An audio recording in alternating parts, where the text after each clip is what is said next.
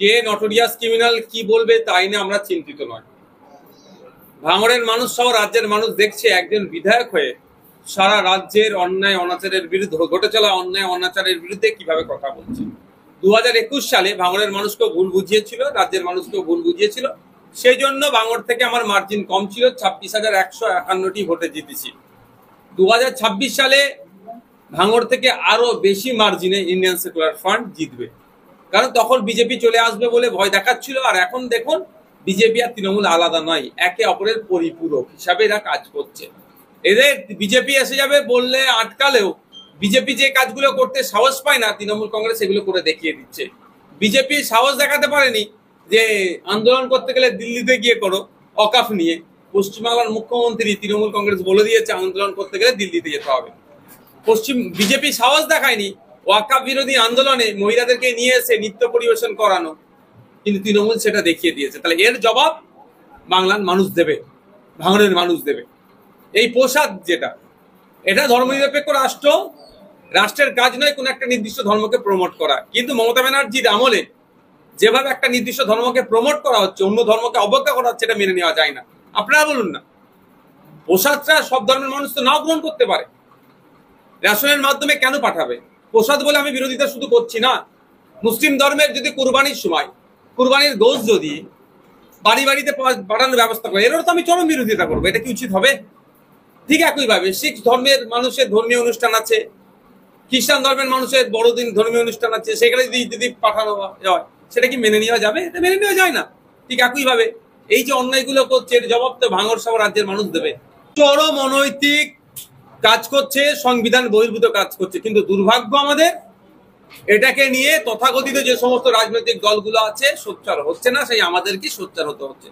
সাথে সাথে মুসলিম ধর্মের যারা ধর্মগুরু বলে নিজেদেরকে দাবি করে, মুফতি আলে মুলামা বলে নিজেদেরকে দাবি করে, পীর সাহেব হযরতজি বলে নিজেদেরকে দাবি করে, শায়েখ বলে নিজেকে দাবি যারা করে, তারা আজকে কথা বলছে না কেন? তাদের তো আজকে কথা বলা দরকার। মুসলিম ফান্ডামেন্ট মানে যারা মুসলিমদের মৌলিক যে বিষয়বস্তুতে আঘাত লাগছে। ঠিক একই ভাবে যদি কালকে কুরবানির গরুর গোশত যদি পাঠায়, ঠিক হিন্দু ধর্মের ভাইদের আঘাত লাগবে, ভিন্ন ধর্মের মানুষের ভাইদের আঘাত লাগবে। ঠিক একই ভাবে অন্যান্য ধর্মের ধর্মীয় অনুষ্ঠানে যদি কোনো ধরনের এই ধরনের কিছু কাউকে বাড়িতে পাঠানো, এটা ঠিক আঘাত লাগবে অন্যদের। এটা তো উচিত নয়। কিন্তু এই কাজটার চরম আমরা বিরোধিতা করছি। দরকার রাজ্য সরকারের বাড়িতে বাড়িতে একটা করে অ্যাপয়েন্টমেন্ট লেটার পাঠানো, ওয়ান ফ্যামিলি ওয়ান জব, এটা দরকার ছিল রাজ্য সরকারের পাঠানো। তার পরিবর্তে কি হচ্ছে? ধর্ম দিয়ে মানুষকে মাতিয়ে রাখার চেষ্টা হচ্ছে, কর্ম দিয়ে নয়। এই যে ধর্ষণ কাণ্ড, কসবা ধর্ষণ কাণ্ড, যেখানে দেখা যাচ্ছে যে তৃণমূল ছাত্র পরিষদের নেতা তিনি সরাসরি যুক্ত, এবং তৃণমূল এটাকে নিয়ে বলছে যে বিরোধীরা নাকি রাজনীতি করছে। দেখুন, ব্যাপারটা হচ্ছে অন্যায় অন্যায়, এতে সাফাই গাওয়ার কোনো প্রশ্ন আসবে না। কিন্তু দুর্ভাগ্য, টিএমসিপি ছত্রছায়া থেকে টিএমসিপি লিডার হয়ে এবং তার আরো যে বাকি যারা দুজন ধরা পড়েছে সব টিএমসিপি ছত্রছায়া থেকে এই অনৈতিক কাজগুলো করে বেড়াচ্ছে। আমি আপনাদের কোড আনকোড বলছি, এটা আমি ভালো করে রেকর্ড করুন, যে শুধুমাত্র এই কসবার ল কলেজে নয়, এবং এই ধরনের অন্যায় প্রায় প্রতিটা কলেজে ঘটে চলেছে। তৃণমূলের ছত্রছায়া থাকে, দাদারা ইউনিয়ন রুমটাকে কন্ট্রোল করে এই ধরনের করে বেড়াচ্ছে। অনেকে ভয়ে বলতে পারছে না, মুখ খুলতে পারছে না লজ্জায়। আমরা চাই দুর্নীতিমুক্ত, সন্ত্রাসমুক্ত, ভয়মুক্ত ক্যাম্পাস হোক। আমাদের ভাঙড় কলেজের কথা বলি, মানে কবে পাস আউট হয়ে গেছে, এখন এসে কি করছো ওখানে?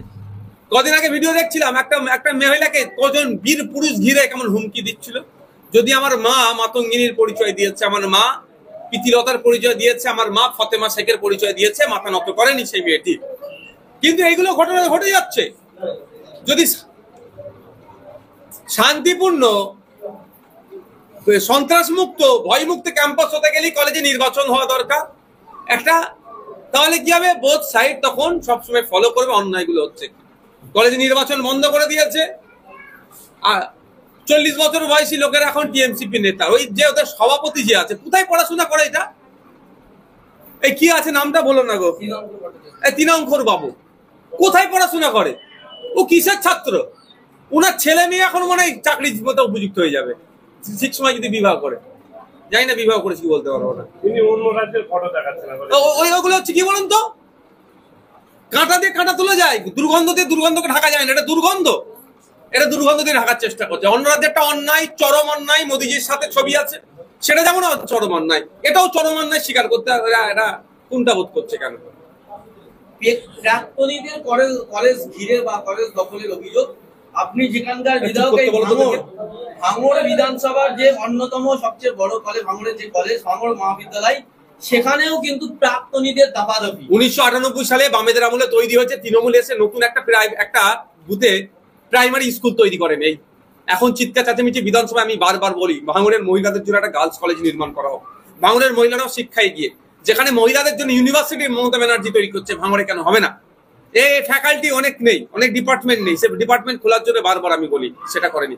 উল্টে আমরা কি দেখছি, আমাদের ভাঙড় মহাবিদ্যালয়ে বহিরাগত বলবো আমি তাদেরকে, তাদের দাপাদাপি, কারণ একটা রাজনৈতিক আখড়ায় পরিণত করেছে। তৃণমূল কংগ্রেসের বিভিন্ন মিটিং মিছিল ওখানেই হচ্ছে। আরে শিক্ষা প্রতিষ্ঠানে, আচ্ছা বছরে একটা দিন ঠিক আছে, একটা রাজনৈতিক কর্মশালা ঠিক আছে, প্রায় লেগে আছে, এবং ইউনিয়ন শুধু রুম নাই, টোটাল কলেজটাকে এরা তৃণমূল রাজনীতি করে।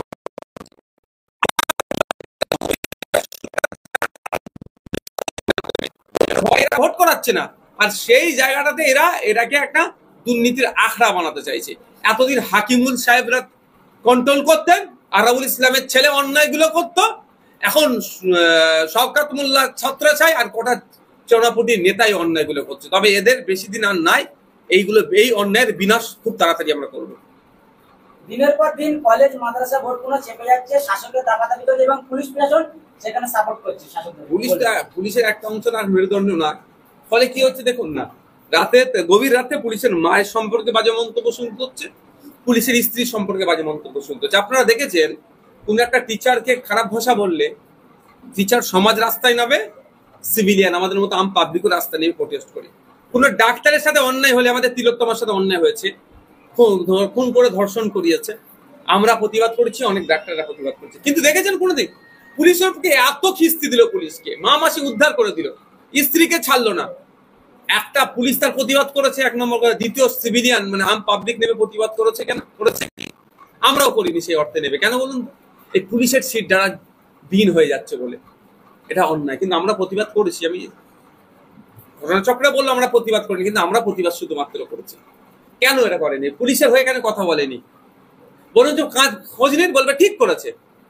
মাচায় যারা বসে চায়ের দোকানে বসে যারা গল্প করে জিজ্ঞাসা করবে, বলবে ঠিক করেছে, পুলিশের হওয়া দরকার ছিল, পুলিশ অন্যায় ভাবে আমাদেরকে তারা কাটাচ্ছে, এ করছে, মিথ্যা মামলা দিচ্ছে। তৃণমূলের লোককেই পাপ বাপকে ছড়ে না, ক্ষুধার মার। যে তৃণমূলের হয়ে চাটুকারিতা করেছে, যে অনুব্রতের হয়ে এতদিন দালালি করেছে, সেই অনুব্রতই গাল দিচ্ছে এদেরকে। পাপ করেছিল অনুব্রতের হয়ে, এবার অনুব্রতই এদের মিটকে দিচ্ছে। গতকালে একটা যে ঘটনা ঘটেছে, সেটা হচ্ছে কসবা কাণ্ডে যে গ্রেফতার ঘটনাটা ঘটেছে, সেই প্রসঙ্গে কল্যাণ ব্যানার্জি মন্তব্য করতে গিয়ে বলছে, বন্ধু যদি বান্ধবীকে রেফার আমরা কি করব? দেখুন ব্যাপারটা হচ্ছে কল্যাণ বাবুর